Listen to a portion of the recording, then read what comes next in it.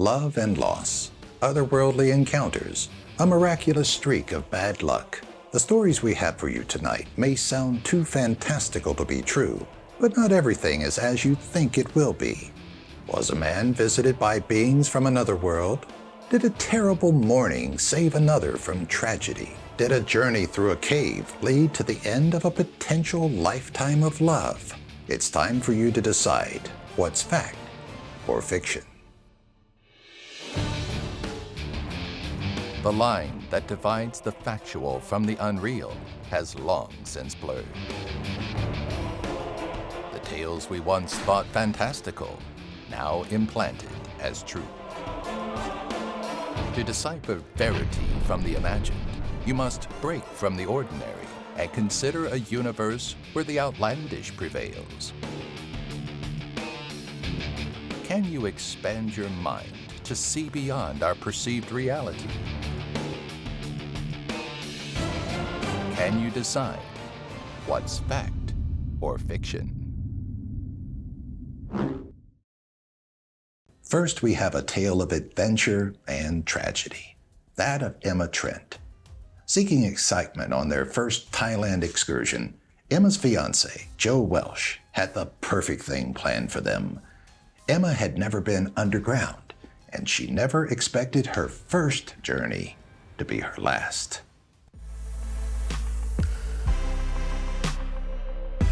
He had promised her the adventure of a lifetime, and Joe wasn't one to exaggerate. Their trip to Thailand had been a non-stop series of thrills and adventure, and Emma was ready to take on another experience. Their target was the Phra Nakhon Cave, a location she had heard of during her time in the country, but was told it was near impossible to find. Of course, Joe found a way, and so the two of them and their fellow travelers, Don, Maggie, their two sons, 10-year-old Albert, and the two guides Joe secured, set off. Getting to the cave was as difficult as Emma was told, but the beauty of it was well worth the effort and wait. The walls shimmered beneath the beam of their flashlights, the specks of gold, a natural marvel she knew could never be matched. As they explored the cave, following their guides to find the temple hidden deep within the earth, Emma couldn't believe that she was there. Her joy, however, was short-lived. About halfway through the cave, a steady roar echoed and overpowered the pleasant conversation and directions of the guides. Before any of them could make sense of what they were hearing, Emma saw the wall of water rushing towards them. Joe was quick to grab his fiancée and find the closest place to climb, but they were the only ones to escape the deadly wave. Emma glanced back in time to see the guides and Albert swept away. The family tried to follow Joe and Emma, but acted too late. Emma climbed ahead of Joe, struggling against the slickness of the cave wall. Her fingers struggled to grab a crevice, causing her to lose her footing and slip past Joe. Luckily, he had always been quick with his reflexes and was able to grab her before she hit the water. The two kept climbing, eventually finding a ledge they could fit on and get their bearings. Fearing they would never make it out of the cave, Joe told Emma he'd go to find help. Despite her insistence that he stay, Joe thought he could ride the current to an exit. With a kiss, he dropped into the water, leaving Emma to wait. And so she waited, listening to the water rush beneath her. She would never have guessed that, when another group happened upon her after the water had subsided, she had been stuck on the ledge for 8 hours. Free from her underground prison, Emma tried to get word of Joe's survival. When she was brought to a morgue, she got her answer. Joe was laid out in a box next to one of the children. Emma was the only survivor of their excursion into the Phra Nakhon Cave. A joyous trip into the belly of the earth gone awry. It's not entirely unbelievable, but does it make sense that Joe opted to leave Emma behind to get help? With the water having taken most of their group already, would he have really thought the current would lead him to safety? And if so, why didn't he take Emma with him? We'll reveal whether this story was true or not in a bit, but for now, vote by using the on-screen poll and in the comments section. And get ready for another tale. Alien encounter stories are nothing new, but usually they're unbelievable in nature. Take this story of Brian Davison. As they all seem to start, Davison was driving alone one night on an empty road, this time on I-15 heading to Los Angeles, when his world, quite literally, was turned upside down. Brian wasn't used to I-15 being this empty, but considering the time of night, it didn't surprise him. He cut through the pitch-black highway, his headlights offering the only source of light for miles. Leaving the bright lights of Sin City behind him, Brian was anxious to get back home, but he still had more than half of his 4-hour drive ahead of him. He kept at a leisurely pace, the dark of the road keeping him on edge and closely watching for the desert critters. He had let a series of cars pass by, their high beams illuminating the area around him. But once they vanished over the hill ahead, he was again left by himself.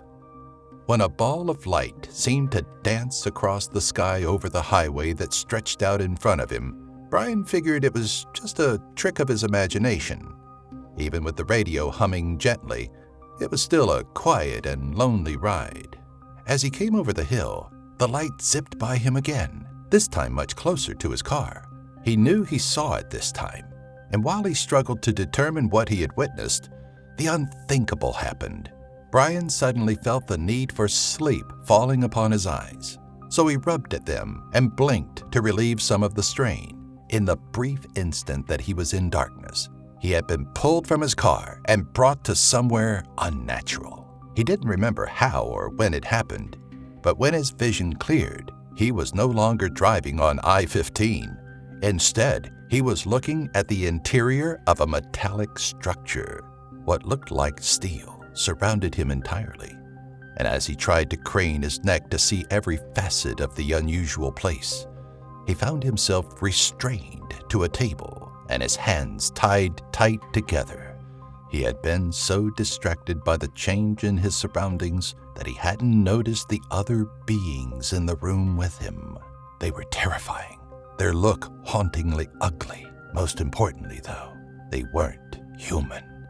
Brian wanted to panic, but he felt a rush come over him as the beings prodded at him, their inhuman hands inspecting every inch of his body. They didn't speak, at least not that he could hear, and only seemed to want to satiate a curiosity about the man they had snatched. Brian could only watch as their hands poked at his body, but he felt a slight agitation when one of the beings poked at his nose hard. He wanted to bark out at them, try and scare them away, but nothing came to him. Then, just as quickly as the incident hit him, Brian found himself once again surrounded by the familiarity of his car. Finally able to speak and move, he let out a confused and excited scream. Pulling over to the side of the road, he checked his body for markings and ran through the past 5 minutes trying to put the pieces together. Just when he was ready to assume he simply fell asleep at the wheel and imagined the white light and the strange creatures, he saw the light again, this time bouncing away from him before vanishing deep into the pitch black of the desert. It sounds a little too fantastical to be true, but could Davison's story have an ounce of truth to it? Surely the empty road, the pitch blackness, and the sleepy drive would be enough to cause Davison to hallucinate the flash of light in the sky. But did he fall asleep while driving and dream his encounter? Find out later during the reveal. But for now, let's continue on with the story of Donald Temple. All he wanted was his first day at work to go smoothly. He never expected everything to go wrong that morning, but as he would later find, his misfortune wound up being his greatest stroke of luck. It wasn't technically his first day on the job, but it was Donald's first day back after losing a big client for the law firm of Hunter and Galley. Surprised that he hadn't been immediately canned, he didn't want to ruffle any feathers, so he planned out the perfect morning to ensure he wouldn't get stuck in the city traffic and arrive late at the office. Unfortunately, or so he thought at the time, the morning wouldn't be so kind to him. In the twilight hours, as he slept soundly, power to his home was lost, ensuring that any alarm he had set wouldn't wake him. If that had just been it, the 30-minute delay may not have completely ruined his morning. The spilled coffee, the burnt eggs, the missing keys, and the lack of clean laundry, however, exacerbated the initial delay. By the time he actually left his home, Donald was already an hour late. That also meant that he'd be stuck behind the morning school bus procession, tacking on another 30 minutes to his tardy. Besides the few stoplights he couldn't get through, the rest of Donald's drive was surprisingly clear, until he reached the daily problem area, the Brooklyn Bridge. As he made the slow crawl across the bridge, he could see his office towering in the distance. He felt as if the eyes of his boss were staring at him from the upper floor, silently chiding him for his tardy. With nothing but brake lights ahead of him, Donald kept his eyes locked on his destination, playing through the inevitable conversation about his commitment to the firm. Just as he got to replaying his staple apology, he spotted something approaching the building. Seconds later, it erupted into a fireball and a thick cloud of black. Donald sat dumbfounded, staring in confusion at the stream of smoke that filled the city skyline. As the traffic remained unmoving, and he figured would remain as such, he never let his eyes fall off the smoking tower. He only broke contact to watch as a second object, a plane, slammed into the side of the second tower. He didn't think of it that morning as he watched the twin towers collapse. But many people tell him how lucky he was to have had a stroke of bad luck that morning. As we near the end, consider this final tale where a man's misfortune wound up being the best thing he could ask for. Was Donald so lucky that even his bad luck saved his life? Let us know what you think in the poll and comment section below.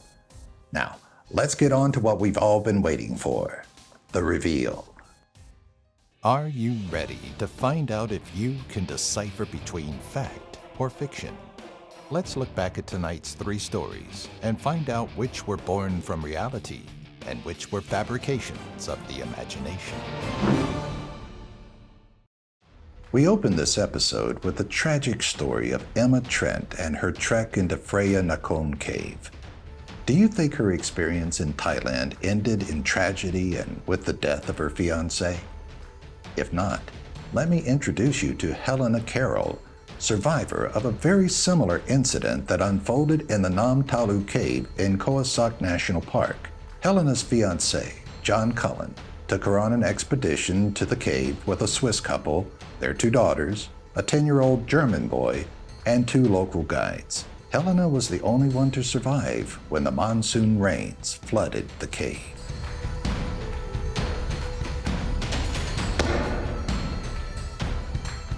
How about our second story, that of Brian Davison? A strange encounter on the lonely road to Los Angeles. It may sound like an impossible scenario, one best suited for a science fiction novel or an episode on the Orville. But this is an encounter that a real person claims to have had. You may actually recognize him, NBA player Baron Davis. During a 2003 broadcast of the Champs podcast, Davis told this exact story. While we can't attest to what he really saw, all we can say is that he thoroughly believes his claims.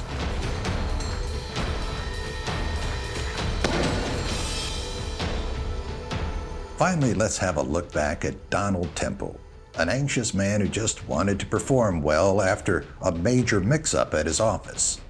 Was his string of bad luck responsible for his missing the attack on the Twin Towers?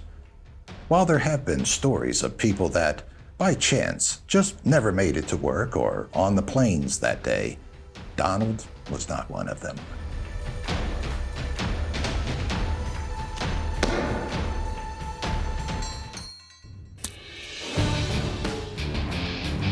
How well did you do in tonight's video?